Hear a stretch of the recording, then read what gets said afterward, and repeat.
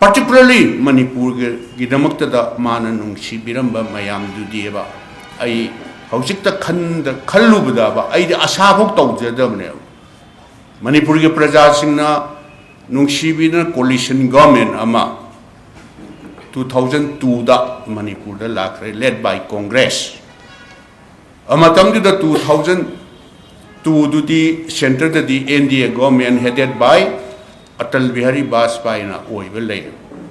ai matam du ki state government how khiba state government do blame tawjati haijadi sen thum gi phibam Manipur city resource lejadabnina adu government employee mayam city center da lakhiba pay commission mayam duna 6 pay implement tawdaya dadra matam du gi government tawrubina sen thum gi phibam ja documentic shokran layram me ba matam du da tolo phoga thamari manga piba ngamudramni ko aina haijagado Dr. Manmohan Singh gumba amadagi madu asa tawdieba adu maina mana karimata without any hesitation mana akhoida mateng pangbi ba haiba tare hatta am phaning set ai Delhi da Manipuri praja sing da thoe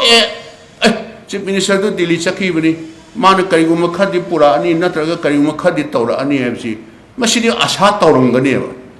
ado ai asom desu unaba phangdraba union Prime Minister khangde Deputy Prime Minister khangde Finance Minister unaba phangdraba kramai tawni sum leibisu yadre na aina last ta amuktang di laibak yengena Madam Sonia Gandhi ji aina appointment lawrga Madam sini adu kramai tawni aidi handabasu yaroi hallasu karino aina tawru dawbuse khoi di resource leijadamna haibada mana ngaktang munna khallaga ibobi nang ai Dr. Manmohan Singh da haige made hana finance minister waramani do PV Narasimha Rao gi matam da adu man finance minister waramba mi amana matam du gi khoi gi party gi government sina taba maduda at the most ai telephone da haibi ge ga hayak tawini ibo binang la o aduna North Block ta exactly 3 PM da nang leramo na haina I want the Manipur Bhavan the telephone, the high could I set level, Madam Sonia Gandhi and Salaga, Utangang, view, Hibazan level. I set up Kandada, Matamduda. I know my ship Pandabayada, but yam, no, I have a Hibatarico. Matamdugi, Ndi, government do just once in a finance minister were a mere. Other Dr. Manmohan Singh or I sub sana saki the ma sub sana lepaga later. The Sari Kakhat level. The Kakhat Kibida Finance Minister were just one thing ago. Kangoi Lakoi, Hogor, Maso Asata of Jane, but the minor Dr. Manmohan Singh Lakane say, Sir, here is your share, Man Pamasiado. Please come. No, Mr. Sina. I'll not disturb you. The Koi, Chief Minister, we see my financial problem. It's over problem, a crisis, a thing. Government ki employee ki pensioners ki pension bau tha manga tropi bangam ngam dadan leire hai do masi mateng kitang pangadi nungai ni dana mana hai ba du ka hai ba cha pur ka cha bo pur anu no ai no the disturb tawing dia da hai Mr. Singh what is your requirement hai da khoi ki finance ki department ki meeting da ka lei du photo aina sum ning sing da little more than 380 or 90 or 400 crore yau de matam du gi paisa de huge amount ne tha amada akoi gi tolop ne pension ne 60-70 crore gum budang darka oi ba matam ne tha manga truki du phukat laga piga da bro ade adumai tawraga ai ji yam na harau na tawra la e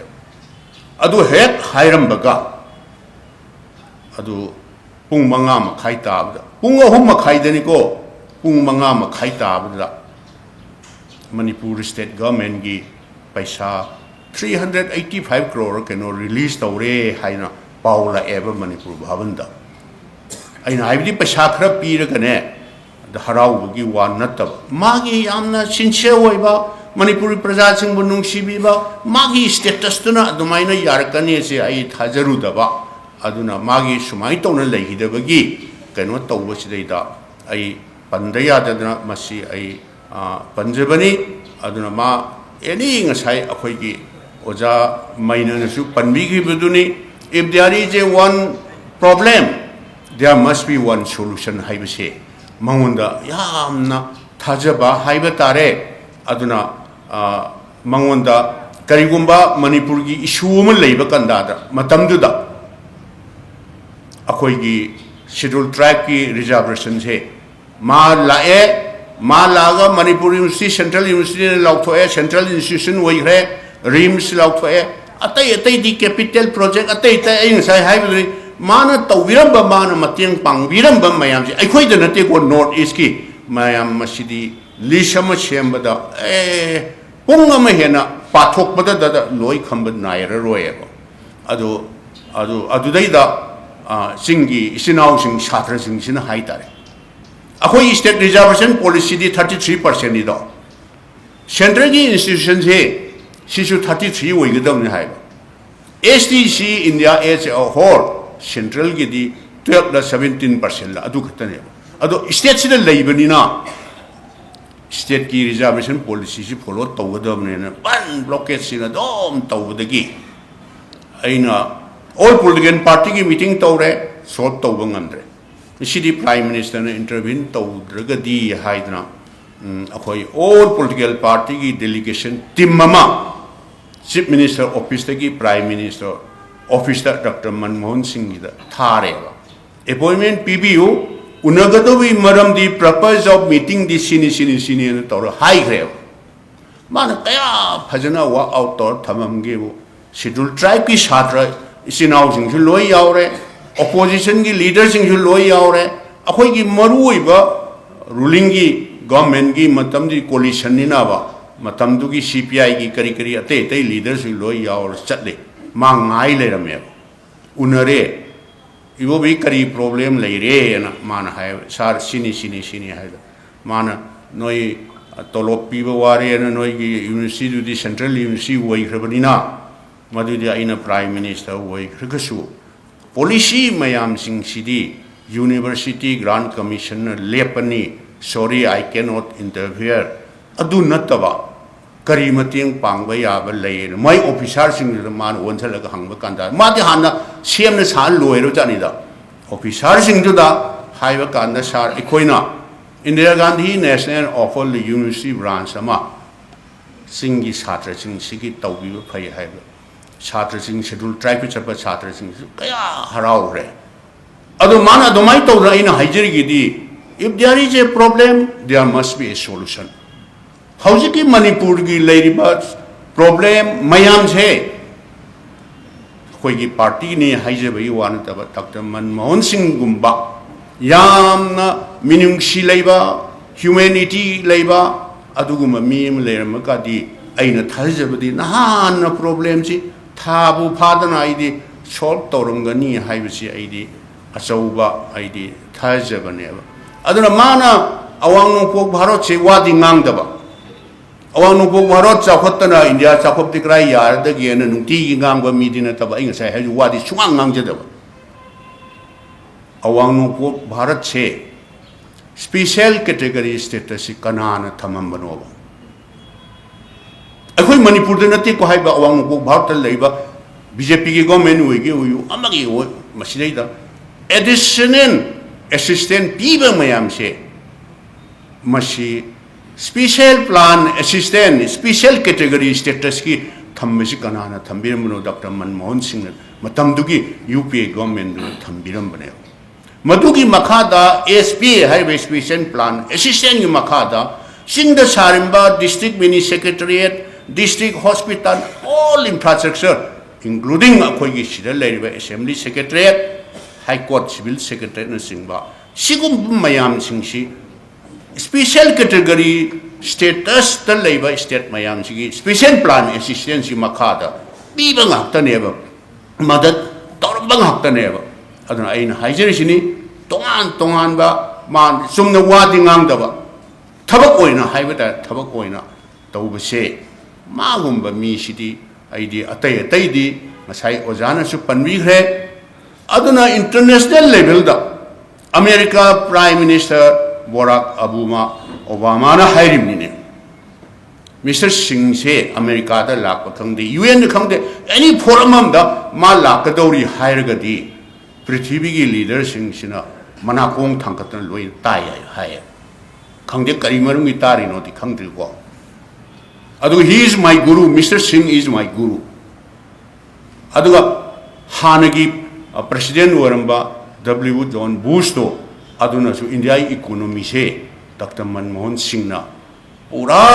reform तौरंबनी अदु नत्रगदी मयाम ना हाइना दाइने मसाय खोई ओजा मैंने नसु हाइफेट पनबीग्रे India की soap Yadav reserve bank थम्बा सना हाइतारे समना हाइबदी India की सेंतुम फिबम जे कदाय यौरबगे हाइबबो India जी बंधान थमुबो हाइबो तारेने doctor Manmohan Singh ना finance minister वरकांदा Congress की PV Narasimha Rao ना प्राइम मिनिस्टर वरकांदा फाइना कनोसी इकोनॉमिक रिफॉर्म टोटल रिफॉर्म तौरगा अमो हन्ना हंदोरतना इंडिया की इज्जत पुनम अदो माना सेमबा फाउंडेशन इकोनॉमिक फाउंडेशन मयाम दो अदुना मदुदा तोंगगा ngasidi अखोय पुनम हुजिक लेबा गवर्नमेंट सिसु सिदैदा लाउरिबा खोलिबा मयाम सेंथुंगी फिबम वर्ल्ड की द 5th पोजीशन लेरे अदुगा 5 ट्रिलियन इकोनॉमी दा हुजिक 3.7 दे लेरे हाइब्र केनो ट्रिलियन से अदु हुजिक सि तालिबा मयाम से माना सेंबिरंबा फाउंडेशन मयाम दो अदुगी मखादा अखोयसी तोंगगा हुजिकसी सेमगलिबनी अदुदे ख्वाइदगी पृथ्वी पुनमक ngakpeseba United states of America का इंडिया का न्यूक्लियर डील साइन तौनबसे पृथ्वी पुनमक निखरबने ओ इंडिया सी सुपर पावर की स्टेज लाइक कोई रबोरे मोइसी लाइकी बोरे हाइबसे सुक्ता थाजदबने डॉक्टर मनमोहन सिंह वो असोम प्राइम मिनिस्टर ने ना मतमदुना ngangiudu ikaigrabne ba mayam jeba aduna sugumba mana tawbiramba mana prime minister oibiramba oiringai matamda tawbiramba mayam punamakse akhoi party da aidi thadana loiba khamba nairoi aina nomusu haijeba sir akhoi isi thabak phangdabigi policy simtang koi sida laga ai phanayamna business samisi india manungda india mapanda phanayamni yaujare अदु कनोसी सिदैदा industry से अतई अतई महाराष्ट्र दा UP दा अमदा चौब state सिंग सिदैदा तौरिबा industrialisation से मसी लाई लाक्ट्री भाउदी प्राइवेट एंटरप्रेन्योर सिंग सिना इन्वेस्ट तौद्रा इंडस्ट्री से लिंखत्रगदी अखोई नारोन मयाम सिंग से व्हाइट कलर जॉब नतई मतंगी एनी गवर्नमेंट ओइबी आई पीब थबक पीबदी लुगदौ मालेदा आई वो भी I will look into definitely I will look into हायबा अदुगा इकुई दना एनीबॉडी आउटसाइड मणिपुर और इनसाइड मणिपुर अखोई मणिपुर दा मचा मचा हाई तारे को अचौबा एंटरप्रेन्योर जिंग जी येंगदी लाइक सिजगुंबा अदुगा अखोई गी होटल क्लासिक गुंबा करिगुंबा सिबुक याउगिबने कनागुंबा ना एंटरप्रेन्योर मना मणिपुर दा पैसा थादरगा इंडस्ट्री में सेटअप तौगे हाइब तारगदी से फॉर एग्जांपल 300 करोड़ की प्रोजेक्ट अमत पैकेट के हाइब तारगदी सिगी पॉलिसी से माना 30% सब्सिडी पीनी हाइदि एंटरप्रेन्योर मैम सोम द नॉर्थ ईस्ट दा मणिपुर दा चलगा इंडस्ट्री से लिंखलगा थबक फंगदब मैम से मसी थबक पीननबा हाइब आइडिया से मधु हौरमबने हौजिति कराइदगी स्पेशल कैटेगरी स्टेटस कदाइदगी इंडस्ट्रियल पॉलिसी अइना खंगदबना वरमगद्रा लोइनब चटख्रे कदाइदगी स्पेशल कैटेगरी इंडिया की सिटीजन वरगा महाराष्ट्र कैपिटल फाइनेंशियल कैपिटल हाइरिबा नत्रगा यूपी नत्रगा तमिलनाडु रिसोर्स ना उतोइबा कर्नाटका गासिदी मोइना सेंटर द कागिबा जीडीपी की कागिबा मोइना थिगत खिबदो सेंटर ने अमुक हन्ना सेंट्रल स्पॉन्सर स्कीम द पिरक पचे सेंटर ने पीबदुन हेन ताई मोइदिगी टैक्स कलेक्शन तौगिबना हेन चावी है मधुगा मणिपुर गुंबा नॉर्थ ईस्ट गुंबदी कदाइदगी कैनो तौनी आई लाइबक फबा हाइबा तारे सही तरा गुंबसे हुजिकति तौगिद्रे विज्ञान भवन दा ऑल ऑपोजिशन रूलिंग की एमएलए चीफ मिनिस्टर मयाम सिगी नेशनल डेवलपमेंट काउंसिल मीटिंग से प्राइम मिनिस्टर होम मिनिस्टर याव हेक तौवे जेएसटीबी से मसी हेक प्राइम मिनिस्टर होदोरकांदा हुजिकी ऑनरेबल कनो सिनाबा मसीना हेता हौगलगा मान हेक्ट अपोज तौनी मोई सरकार पाइरकानदी मिडनाइट इंट्रोड्यूस तौरेन हाय अदुगा मोइनदी तौरगा मनादी डॉक्टर मनमोहन सिंह दा फादर ऑफ GSTV हाइदो यंगोबा मनादी डॉक्टर मनमोहन सिंह पी सिगुम्बा मागी आइडिया मान तौबिरंबा मयाम पुनमक्सी येंगुरगा ओपोजिशन रूलिंग की वा नतना अखोइना पंथा थागतपगी अखोइगी मीनी कोई पार्टी दा लेरंबने पंथा थागतपगी वा नतबा अखोइदी सारगा पखाय हाइबसु हाइनदबा मीना करी हाइगिनेना अदु याम किजबा हाइबा तारेको असेंबा फेक हाइबसी अदुम कनागुम्बा खरनदी वारौबसु केनो तोरंबा याय अदुना ngasai aina haijikibaduni अखोई डॉक्टर मनमोहन सिंह की मरमदा अखोई खन नैनब तारगदी मसी लोइब खंब नायरोयने हाइजरिबदुनी अदुना ngasiगी सिगुम्बा कंडोलेंस मीटिंग असिदैदा आई वफम खजिक्तंग मागी मरमदा थमजबा फंगबगी तंजा पीबीबसे आई यामना लाइब फबनी अदु मागी मफमदा अखोई लैब कर्मी अखोई खुदिमंगना डॉक्टर मनमोहन सिंह ना पामजरंबा मयाम पुनमक्सिंगदो अखोई खोंगमी अमा वइना लानमी अमा वइना हाइब तारे मधु मखा ताना सुम चथननबा होटनमिनबा हाइबा वाखंदुना माना पामजरंबा मागी मफमदा सदांजलिन कटपा वइना वइगनी हाइबा आइगी थाजजबो वफम खरची थमजरगा आई स्वाइदा सुम तेहंजरी